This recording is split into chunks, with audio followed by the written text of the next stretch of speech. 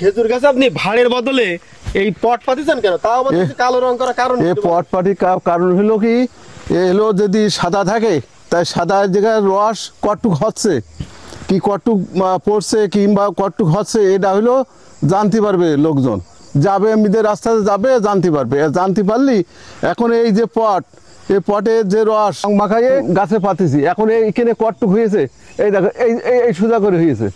এখন এইটা যদি বোঝা যাবে না যে এই রস কটুক হচ্ছে কি না হচ্ছে, তো এখন জিনিসটা হয়েছে এই জন্যে এই যে রং করা।